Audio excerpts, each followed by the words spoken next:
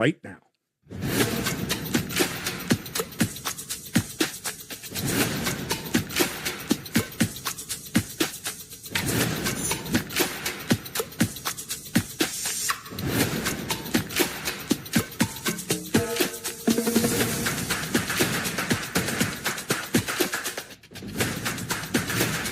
Welcome to Ancient Faith Today Live. This is Father Tom Soroka.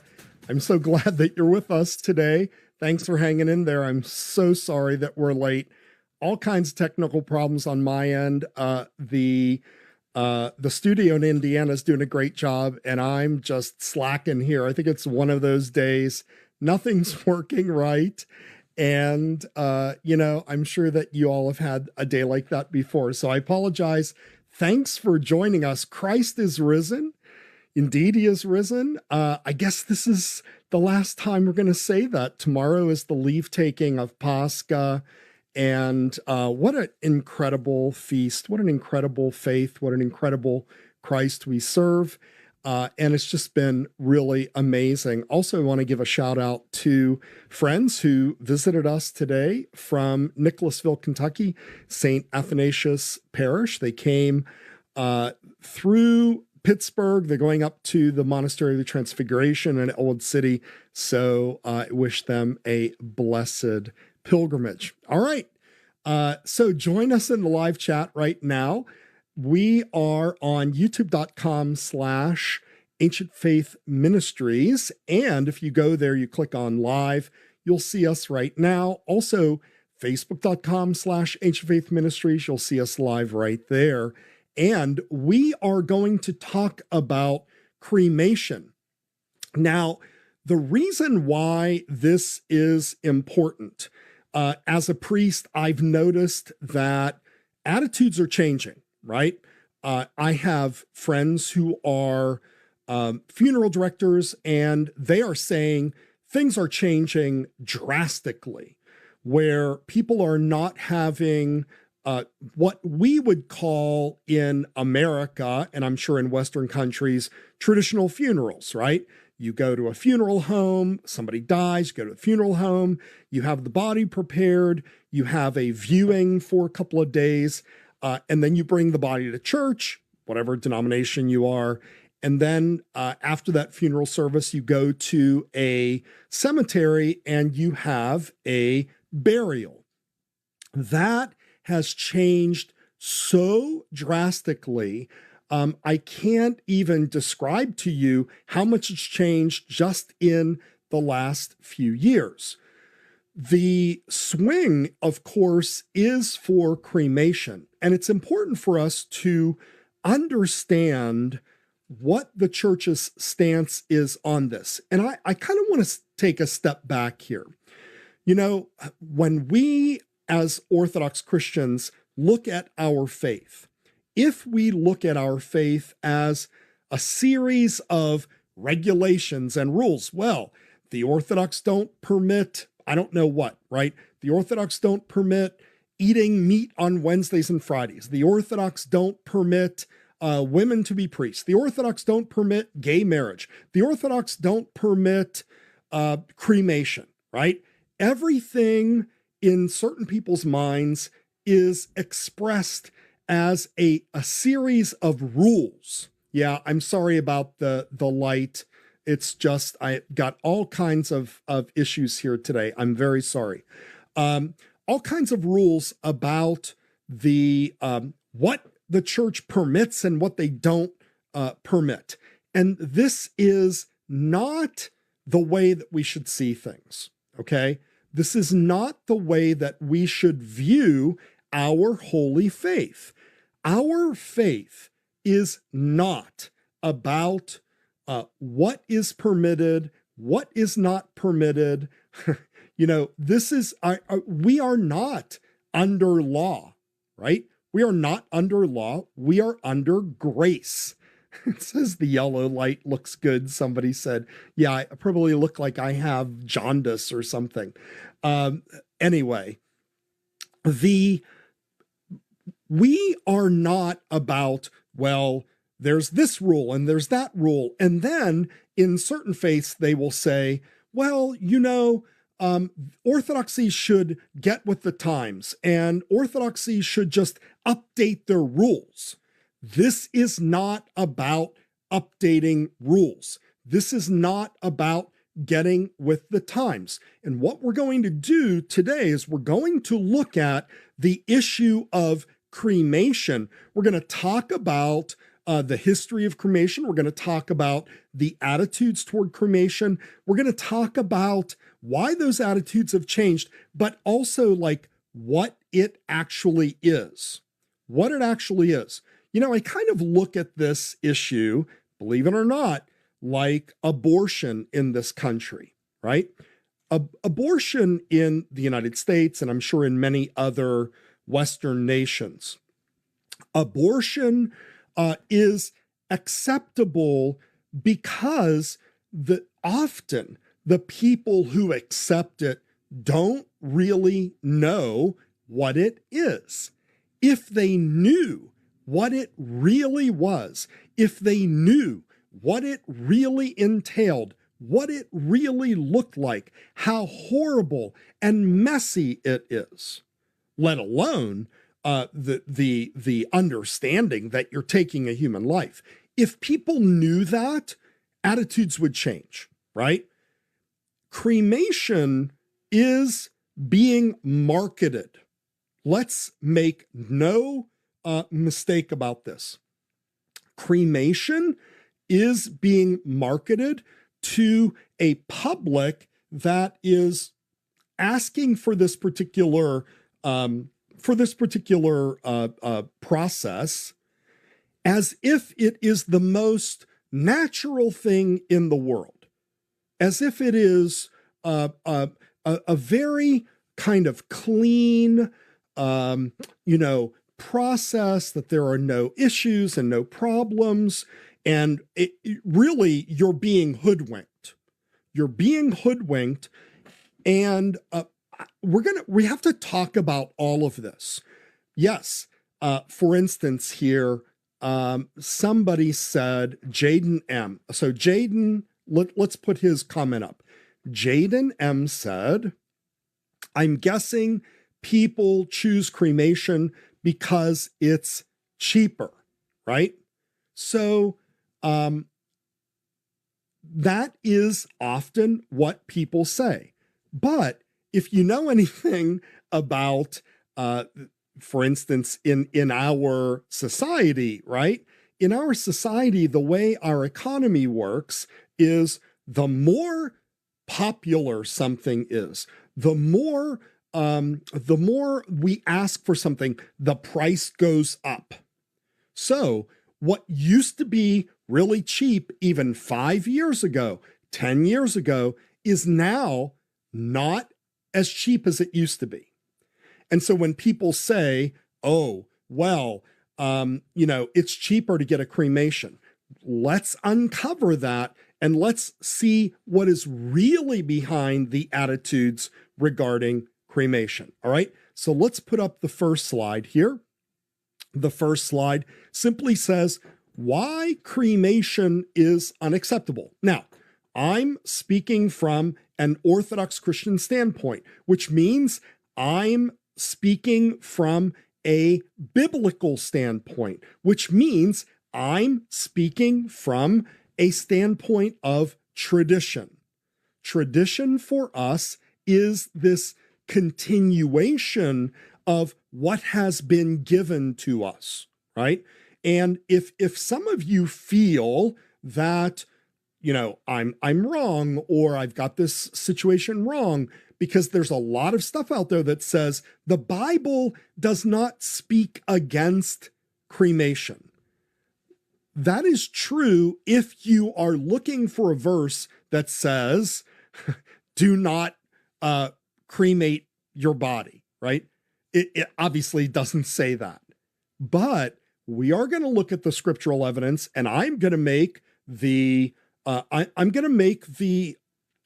argument that the Bible is very clear about what the normative practice is for Christians, and I would even say Jews, because Jews don't cremate either, at least traditional Jews don't, about what is acceptable when someone dies. So even if you look at this first slide here, right? When you look at the first slide, this is all marketing, folks. This is marketing. When you look at the picture on your left, it shows a beautiful wicker basket, right? With flowers, and everything is so clean and it just looks so beautiful. It looks kind of natural, doesn't look entirely natural. You're putting this box or this body, I suppose there's a body in there, into this machine. And then even when you look at the second picture with the fire, it's like, oh, I mean, who doesn't like a nice fire, right? Who doesn't like a nice fire? Fires are warm. Fires can be beautiful, right? They're not going to tell you fires are violent. Fires are destructive. The way that cremation is going to be presented to you by funeral businesses, and by the way, we have to talk about the funeral industry, which has moved people, at least in part, to cremation. And by the way, I have a very good friend who's a funeral director. He's an outstanding funeral director. He provides a service to people, but a lot of this has been driven by consumerism in the way that we see human bodies, the way that we see family, the way that we try to dispose of things that, in this case, we don't want anymore. Okay? We're going to hold it there. Okay? So, the first thing I want to do, just hang in here with me, because we have to make an argument. Okay? Let's look at the second slide here. There is a history to cremation. There's a history to cremation. Cremation is not the normative way of treating a dead body, either in the Old Testament or in the New Testament. However, cremation, that is, the burning of a body, is very ancient because it comes from pagan societies. That's important to know. It's very important to know. It comes from pagan societies. Watch this very short clip about the history of cremation. Of years and has appeared across many cultures worldwide. Archaeological evidence suggests that some of the earliest cremation sites were in Europe, dating back to the Stone Age, where ashes were often buried in urns. In ancient India, cremation was seen as a spiritual act, helping to release the soul from the body.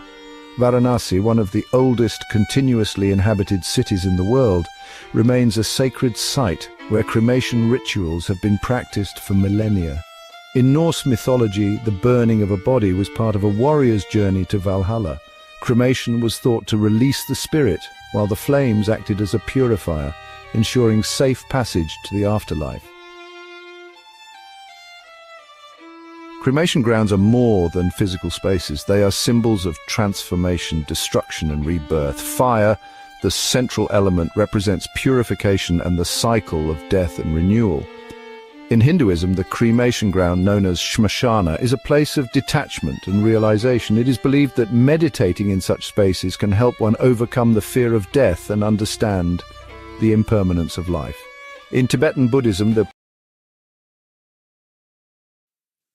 See?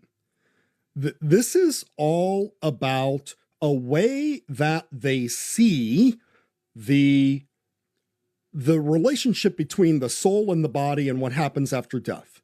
When you see the body as a prison for the soul, when the body is a mere prison for the soul, and that somehow the higher aspect is going to be released from your body, they use fire to release your soul from your body.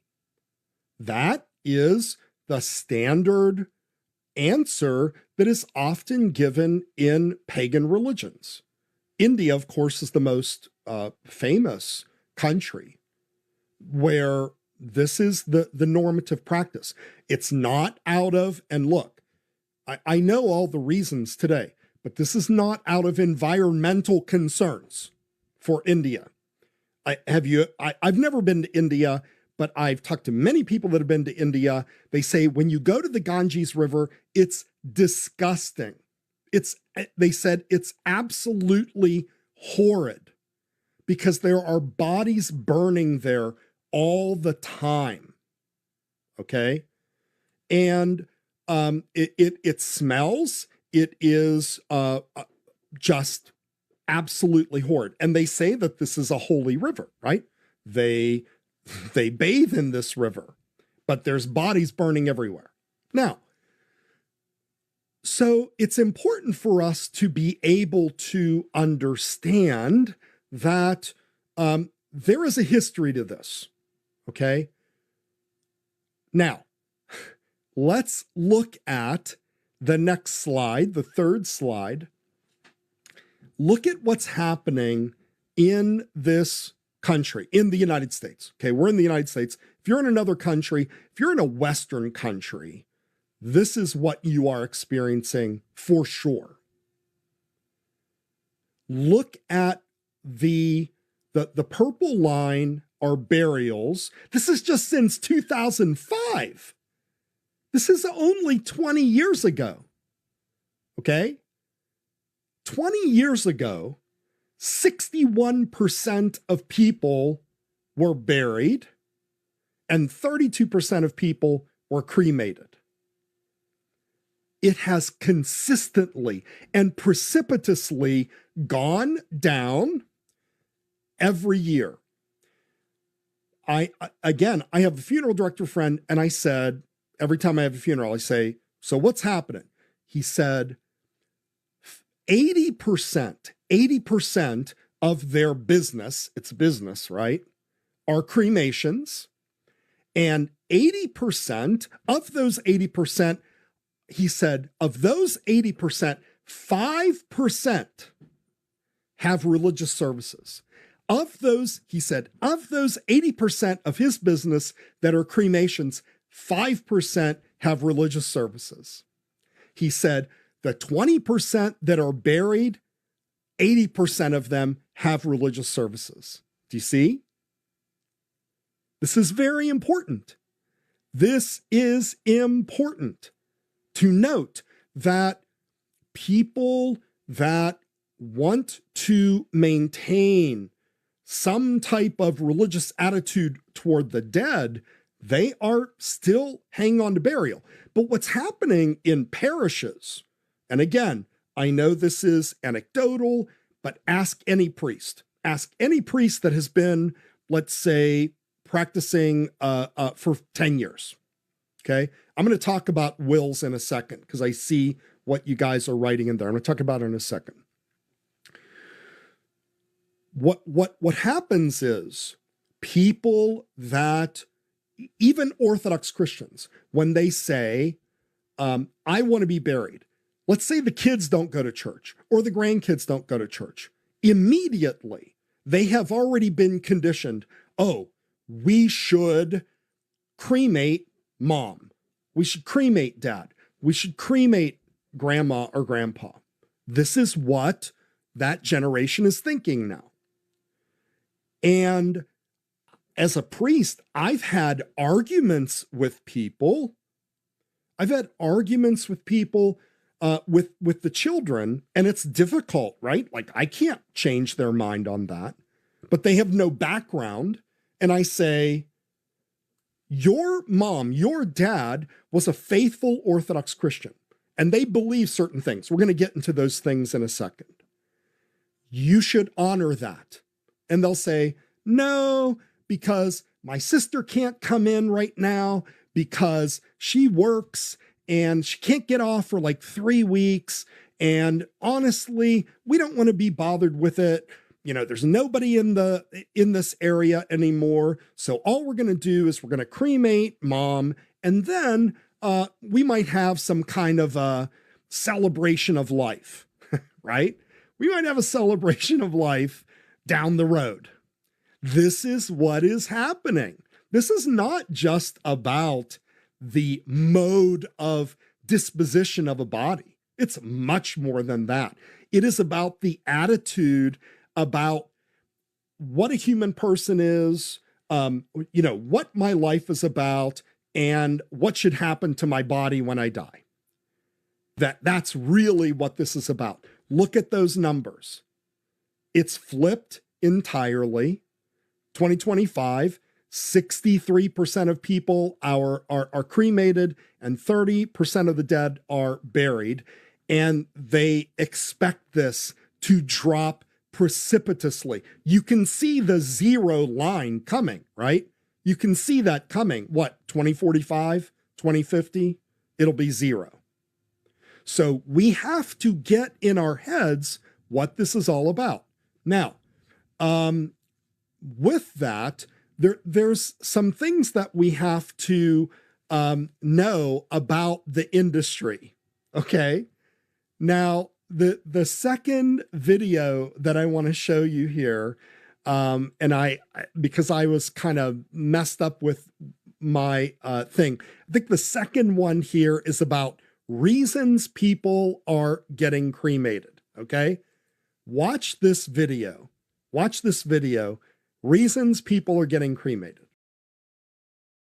More and more people are associating traditional burials with religion, and some don't prefer religious ceremonies. America is becoming more secular by the day, and a casket funeral is no longer appealing. People are also adapting to personalized final arrangements. And with cremation, you always get a variety of different ways to commemorate the life of your loved one. People are opting to have ashes turned into jewelry, while others are having the urn turned into a reef on the ocean floor. You can choose any of these options or have the ashes pressed to vinyl records or even place them into live ammunition. The options are virtually endless, and you can do anything you want with the ashes. Hear that? I was listening to this morning because I was trying to do a little bit of research. I had heard about, of course, you've heard this before, like people are turning the ashes into diamond rings. I had a situation like that, okay? In my parish, where there was the sister of somebody who had died. The sister was completely non-churched, completely not a believer. And I had to argue with her, and because her mother, there was a daughter that died, the mother wanted her buried out of the church, but the sister was insistent. She said, I want to have a ring. I want to make a ring and put a diamond of my sister on my ring. That's where this is going. You see, this is not just about the strong feeling like I really want to be cremated. Because when we're going to look at the process, and when you look at the process, who in their right mind would want that? And I've heard every stupid reason under the sun. Look at the next slide here. Look at this slide. Reasons people are giving for the rise in cremation. They said it costs less. Well, here's the thing. The cost is the whole funeral industry shtick, okay? Now, funeral directors provide a very helpful service, but because it is a commodity, it is a service, they're going to sell you the Cadillac version. And here's the reality. We had a show years ago about churches starting their own burial society. As this continues, we have to do this. We have to do this. We cannot, when somebody dies, leave it to somebody else to determine how somebody's body is going to be treated. And I will also say, we should never make the choice as an Orthodox Christian of a cremation merely out of, well, it's too expensive to bury somebody. Do you know, and I'm being totally serious, it costs nothing to bury someone. Now, and there may be some costs if you want to go to a burial plot, right? So I want to go to the cemetery and I want to get a stone and I want to get this and I want to get that. But the reality is it doesn't cost anything to bury someone. You go out in the woods and you bury someone. Now, that's not what I'm saying to do. We need to provide Orthodox places, monasteries, cemeteries. And I know that's a whole other story. And the preparation of the dead, the preparation of the bodies, we as churches should be handling that. Do you realize the Jews do this? Every funeral home, by the way, every funeral home that is in, even a medium-sized city always has a place for Jews to prepare the body of their departed. Did you know that? Ask any funeral director. Every Orthodox or conservative Jews, probably not the Reformed Jews, Orthodox or conservative Jews, they go to the funeral home, they wash the body, they don't embalm, they cover the body in a shroud very faithfully, very gently. They place the body in an appropriate basket or whatever, and they bury the body. And that's it. That's it. Simple. You don't need the $8,000 or $10,000 funeral of, I need this casket and I need gold handles. And this is the problem. This is what is pushing people into cremations, is because they say it's too expensive. People have been dying forever. It should not cost anything. And so we as Orthodox Christians have to put a stop to this terrible practice of cremation and say, hey, how can we do this, right? How can we make it so that people can not be burdened with the cost of cremation? The next reason, secularism, right? People are just not religious. But what that really means is not just that they don't go to a church, it's they don't care about the body. They don't care about materiality. They probably have some crazy reason, or they don't even think about things in that way. Secularism doesn't necessarily just mean that you are no longer tied to a religion. It means that your whole worldview has no foundation in anything meaningful, right? Because if it did, you would not treat a body this way. I guarantee it. Convenience. Again, I have had situations where the parents die and the kids have long, and God forgive me, but this is true, have long forgotten their parents. They threw them into a nursing home. They rarely, if ever, visited them. And when the parents died, what did they do? They called the funeral home and they said, just burn the body and get rid of it. Right? Do you know, listen to this statistic. Every year, 30,000 packages of the remains that were cremated go unwanted. They are not taken. 30,000 every year in this country. That's what's really happening.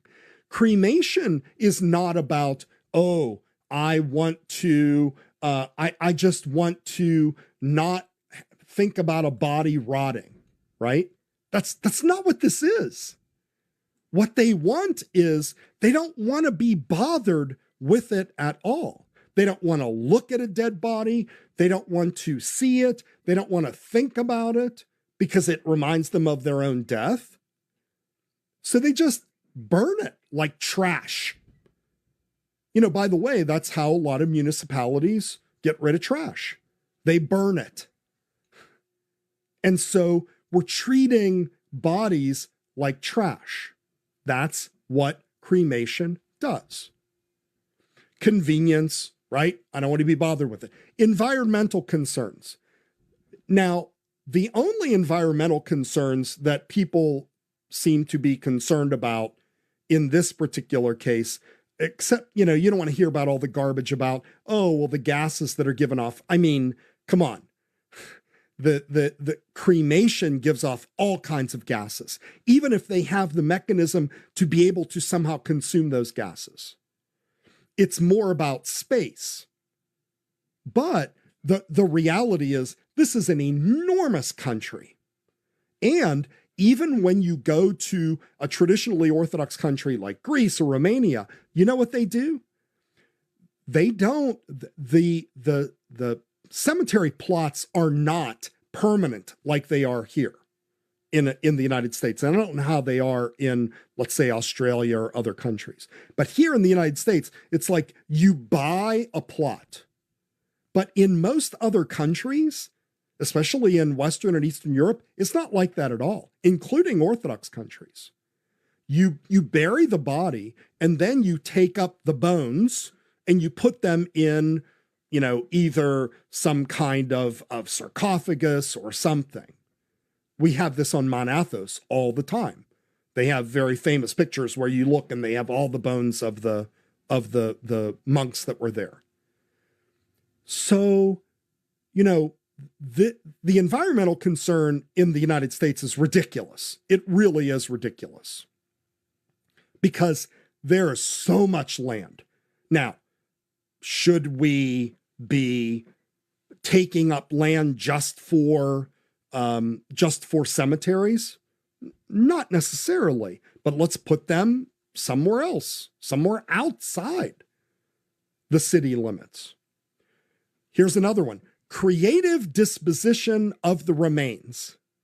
And that's what that guy was talking about. He said, you can make your loved one into a vinyl record.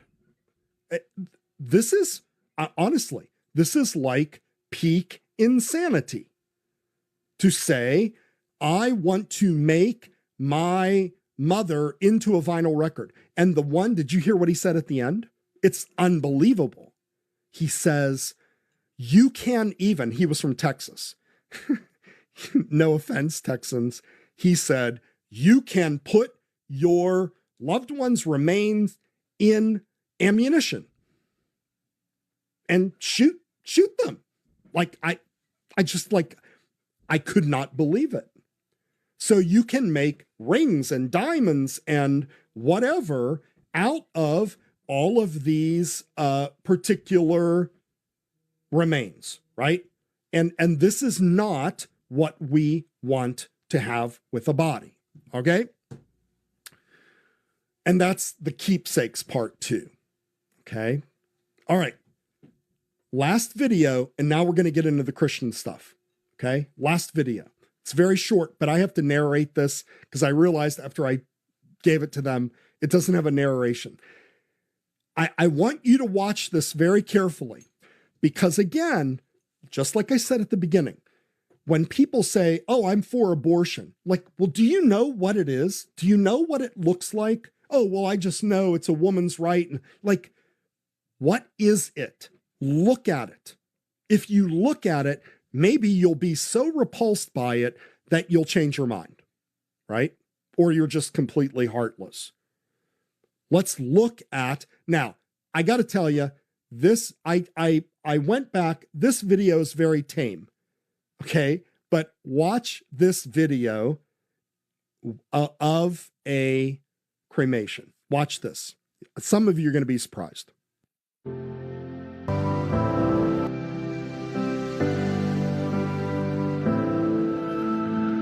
So you see the fire there, and you've got the beautiful, you have the beautiful music, right?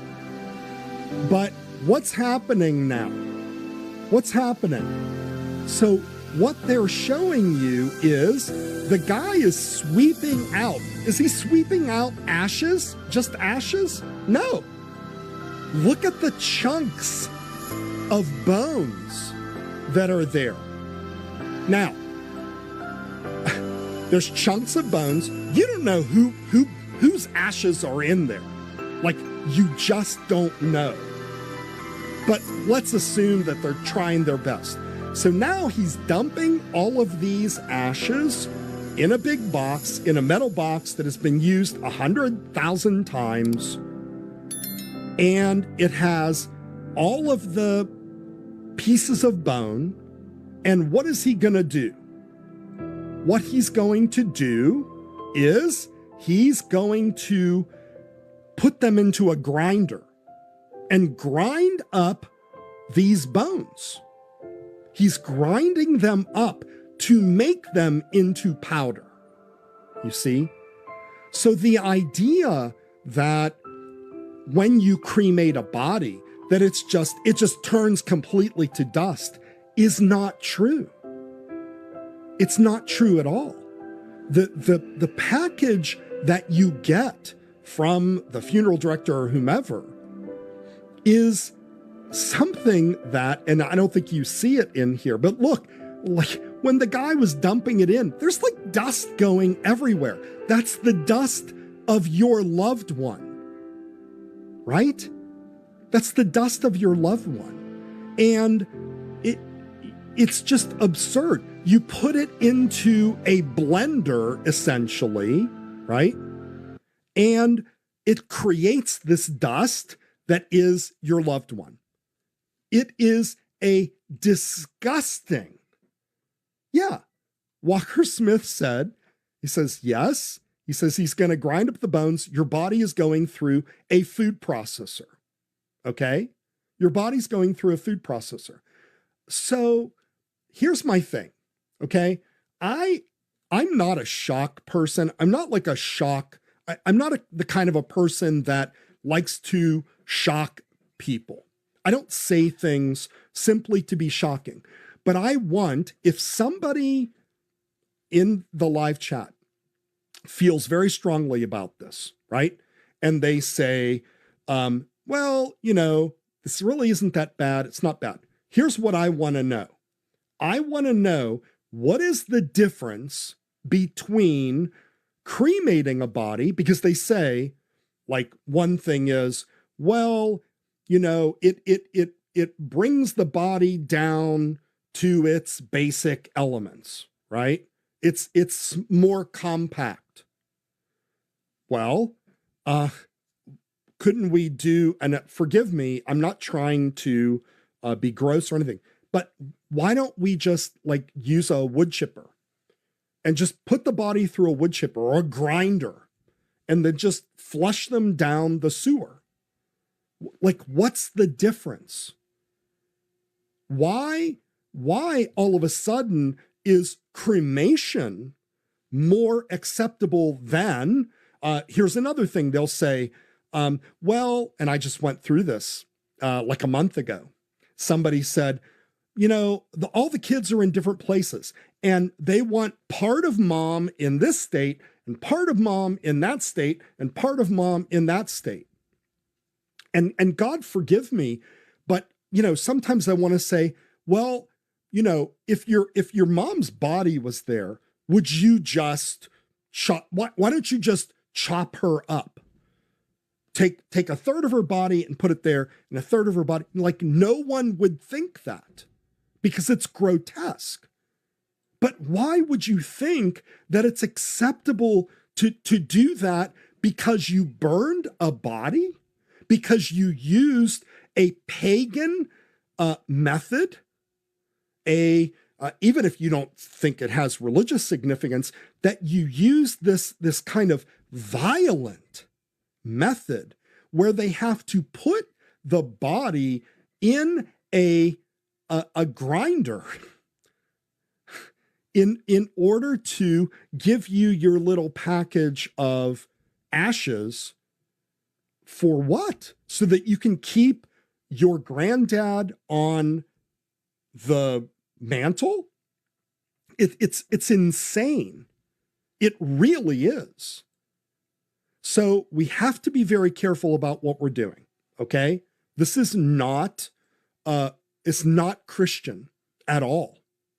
And Orthodox Christians need to understand that we have reasons why. Let's look at our understanding of care for the dead. Care for the dead. So look at this slide here. You know, in the Old Testament, as far as our Orthodox Bible is concerned, we have the story of Tobit. Tobit. Have you ever read it? You should read it. It's very interesting because what happens is the central theme is doing good things while they're on exile, no matter what. Not doing things because they are convenient, not doing things because they are safe, but doing things because they are the right thing to do. So when this family is in exile, look at Tobit 1. It says, and if Sennacherib, the king, put to death any who came fleeing from Judea, I buried them secretly. For in his anger, he put many to death. When the bodies were sought by the king, they were not found. Then one of the men of Nineveh went and informed the king about me, that I was burying them, so I hid myself. When I learned that I was being searched for to be put to death, I left home in fear. Then all my property was confiscated, and nothing was left to me except my wife Anna and my son Tobias. Right? The idea here is they're in exile, right? And he wants to, the king wanted to leave the bodies out, to scare his subjects. He wanted to leave the body out to scare his subjects as a reminder of fear me, right? That was the same reason why executions are public. That's why Jesus was publicly executed, to scare the citizens, to say, if you go against me, this is what's going to happen to you. So this is what was happening to the Jews. Look at Tobit 2. Go and bring whatever, he's talking to his son. Go and bring whatever poor man of our brethren you may find who is mindful of the Lord, and I will wait for you. But he came back and said, Father, one of our people has been strangled and thrown into the marketplace. So before I tasted anything, I sprang up and removed the body to a place of shelter until sunset. And when I returned, I washed myself and ate my food in sorrow. Then I remembered the prophecy of Amos, how he said, your feast shall be turned into mourning, and all your festivities into lamentation. And I wept. When the sun had set, I went and dug a grave and buried the body, and my neighbors laughed at me. He said it was so important to do this, to honor the body that we are given. Next slide. This should all be very basic to us as Orthodox Christians, right? The body that is given to us is created by God. The body, right from Genesis 2, and it does say this, the Lord God formed man out of the dust of the ground, breathed into his nostrils the breath of life, man became a living being. And then in Genesis 3, it says, this is the curse, right? In the sweat of your face, you shall eat bread till you return to the ground. Or in the Septuagint, it says, to the earth. For out of it you were taken. For earth you are, and to earth you will return. Or it says in the Hebrew, dust you will return, right? And that's this is the justification, by the way, that Roman Catholics give. Roman Catholics say, well, It says dust you are and to dust you return. So all cremation is doing is turning you into dust. Well, guess what? Burial does the same thing. Now, you might say, well, I've seen burial and I've seen that they put you in a sealed casket and then they put you in another container because of the water. And sometimes when they bring people up, they haven't decayed. That's a problem. That's a problem. When you're embalming bodies and you're doing everything and then it fills with water and people are horrified and they say, oh, I don't want that to happen to me. Some people are saying, this one always kills me. They say, I don't want to be buried because I'm claustrophobic. What? You're dead. You're dead. You're not going to know that you're claustrophobic. And by the way, when they put you in a cremation oven, it's also a small space. So are you not claustrophobic there? Are you not afraid of fire? This doesn't make any sense to me at all. So the idea here is that we are taken from the ground by God and created. He creates us out of the earth. And to do the right thing, we are buried into the earth and returned there, right? That's what we believe about the body. And it says in John 1, the Word, that is the eternal Word of God, became flesh and dwelt among us. And we beheld his glory. The glory is of the only begotten of the Father, full of grace and truth. And now we have the understanding as Christians that this body in the Lord Jesus Christ was deified, and we have the ability to become by grace what he is by nature, right? The body that we have is created by God, and it is deified by God, right? St. Paul says in 1 Corinthians, do you not know that your body is the temple of the Holy Spirit, who is in you, whom you have from God, and you are not your own? For you were bought at a price. Therefore glorify God in your body and in your spirit, which are God's. Your body is baptized. Your body is given the holy anointing. Your body is given the Eucharist. We do these things in the body. It's very important for us to understand. Our body is not something that we just throw away. Okay? So the body is sacred.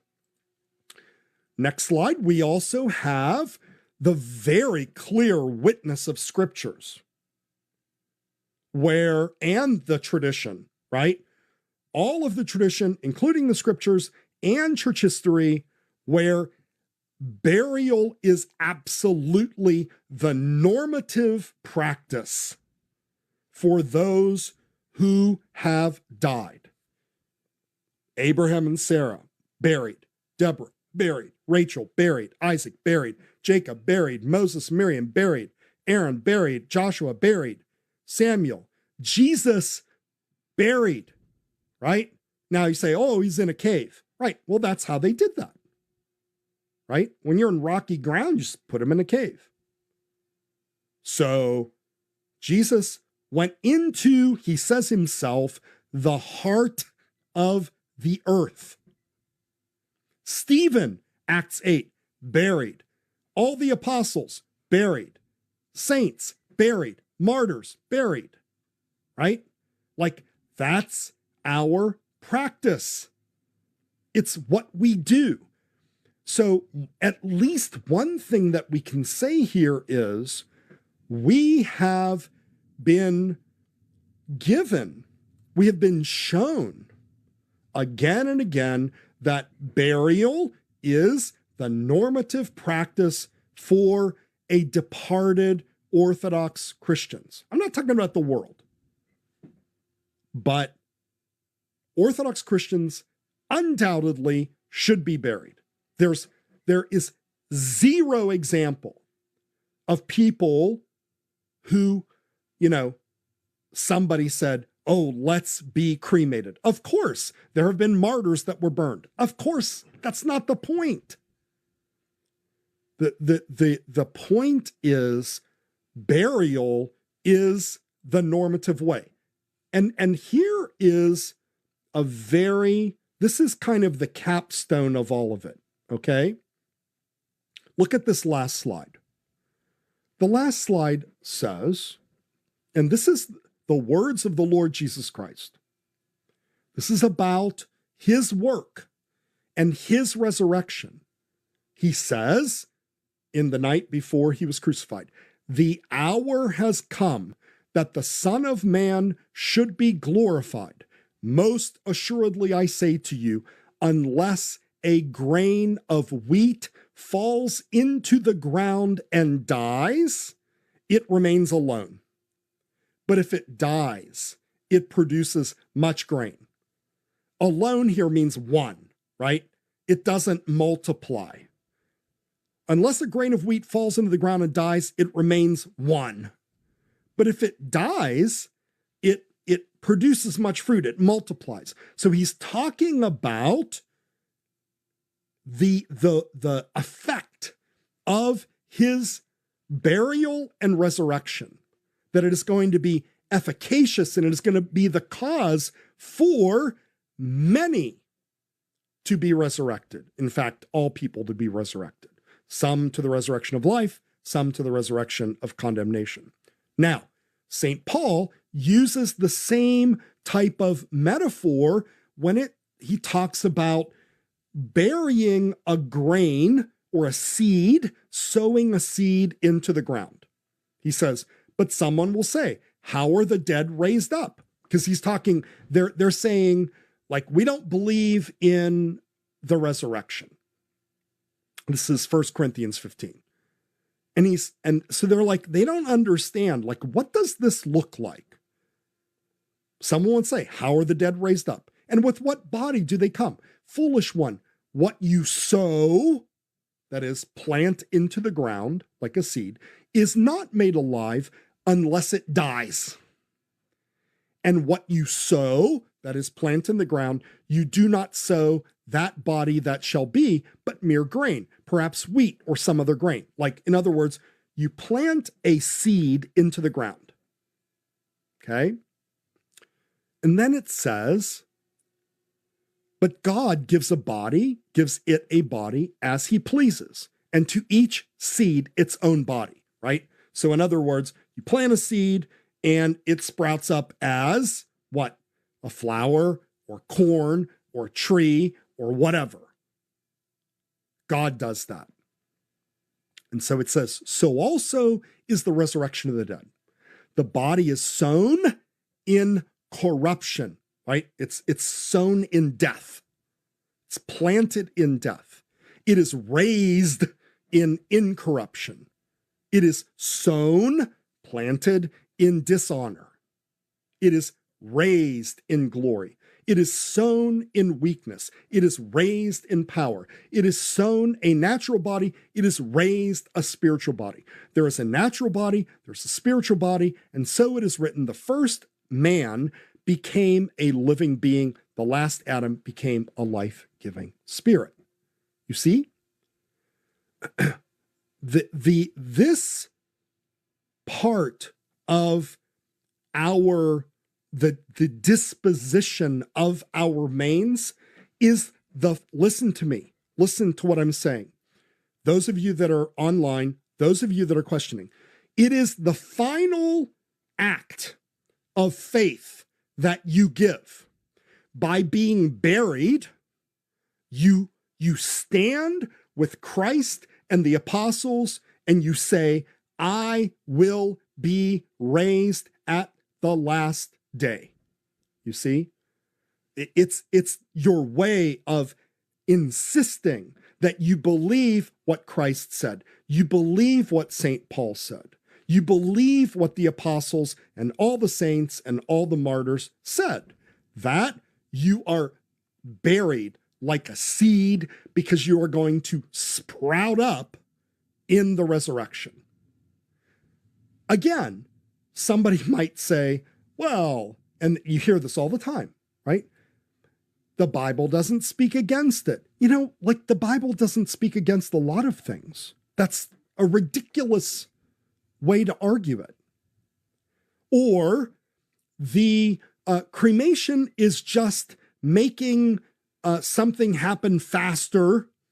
It's making something happen faster that is already going to happen. That may be true, except the problem is it is a violent and mechanical process that nature is absolutely capable of taking care of itself. It's so easy. You just put the body in the ground and you let it go. And, you know, we bless graves on, we do that on the Tuesday after St. Thomas Sunday, called Radonitsa in Russian, the day of rejoicing. We go to the graves and we bless them and we sing, Christ is risen. It's a beautiful custom. And then you can have a picnic too. It's cool. But as a society, we need to get out of this mentality that death has this kind of ick factor, right? Yeah, death is horrible. Death is the final enemy. St. Paul is very clear about that. But your body is going to be raised incorruptible. Your body is sacred. Your body was baptized. Your body received the Eucharist. You women, your body gave birth, if you did, to human beings. And you're going to throw it into a fire as if it's useless? How is that showing thanksgiving to God? And I'll just say right now that the Roman Catholic Church permits this is just egregious. It's egregious. And then they say, well, we don't permit the scattering of the remains. Hey, good luck. Good luck. If you don't permit the cremation, you'll never have to worry about the scattering of the remains, because people do all kinds of crazy things. All kinds of crazy things. I'm telling you. Not only do they make jewelry out of it, not only do they make records out of it or ammunition out of it, they sometimes they eat it. They eat it. It's horrible. This is honestly, it's not just pagan. It's not just pagan. I think this is another way that the devil has fooled people into doing something that they wouldn't otherwise do. And business has made it so that, oh, it doesn't look so bad, and you're burning a body. So let's think clearly on this. This is not about rules. This is not about regulations. This is not about, oh, the church isn't with the times. None of that is true.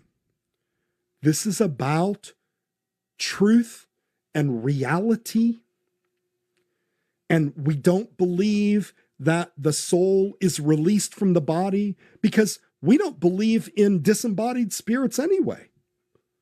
Like, what is that? Death is the separation of the soul from the body.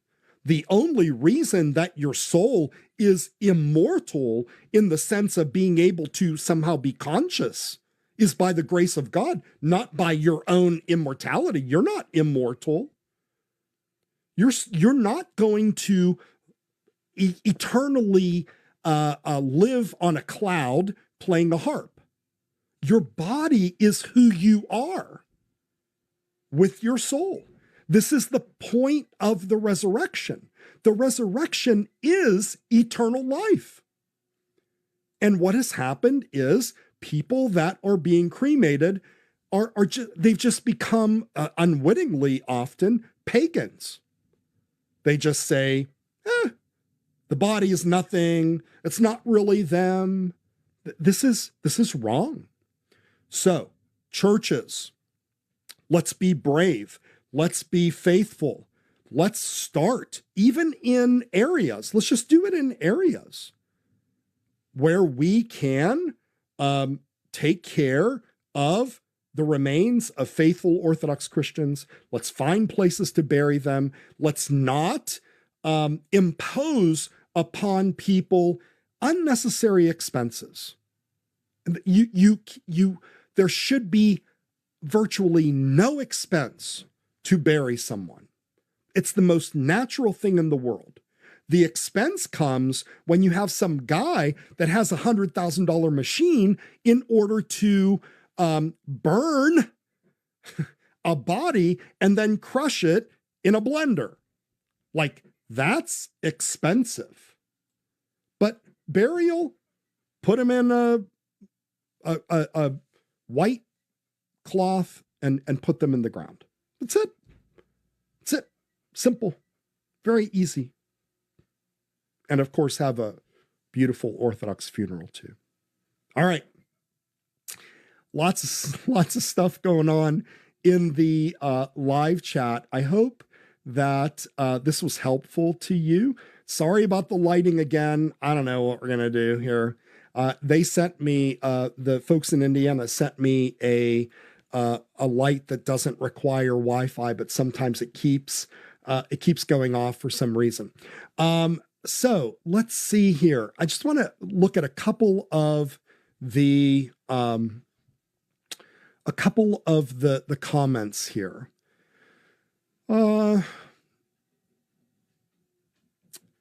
Let's see. Do you have any stories, by the way, of like fighting with family members about mom or dad being cremated, something like that? I'm very interested about that. Let's see here.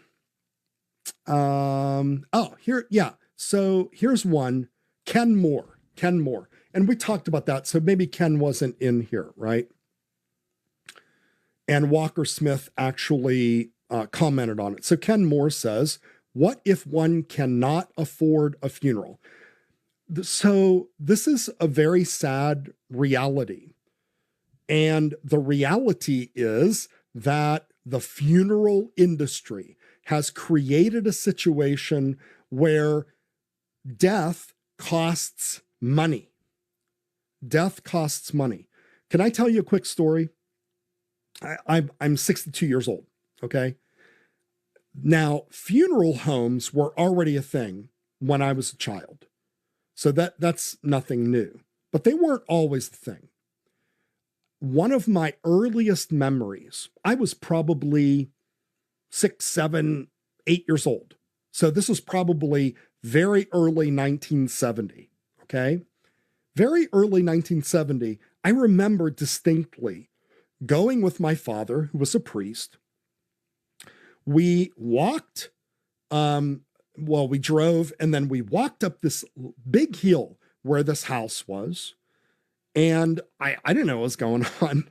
And so my dad has his cassock on. He's like got his prayer book and like, you know, the epitrachelion and so forth. And we walk in and I turn the corner and there's a dead body laid out already, not on the floor, just like laid out very nicely on the couch, just laid on the couch. Right. And my father did the parastas, the panihida, right? To pray for this person. And they were there. If you look at pictures from the turn of the 20th century, right? From the 19th to 20th century, you will see again and again and again, people laid out in their beds. And people would come over to the home and they would pay their respects. They would have a wake or whatever. That's what people did. Now, when somebody dies, I'm not going to get into all of this, but you can go read a Deacon Barna's book, which is a beautiful book. He tells you exactly what to do. Deacon Mark Barna, go look it up. A Christian ending, it's called. And he tells you when somebody dies, you got to clean this, you got to plug this, you got to do this, you got to do that, right? But once you do it, it's like it's done. And you could just lay the body anywhere. You like, this does not cost money. And then you take the body of the church. You can have, a appropriate box or whatever, and have the funeral. There are churches in the South that are doing this right now. They have burial societies that are doing this. Let's not fall for this lie that we can't afford to take care of the dead in any way but cremation. Now, if we say, oh, well, I got to do the gold package and I have to have the embalming and I've got to do this and I've got to have the, $6,000 casket, and then I have to go to the cemetery, and then I need a liner, and then I need all the limousines. Well, that's why it's $10,000. Right? And so they say, well, I can't afford that. Let's have a cremation. So instead of $10,000, it's $6,500. Right? It's like, what did you accomplish? What did you accomplish? You let's really make this subject important.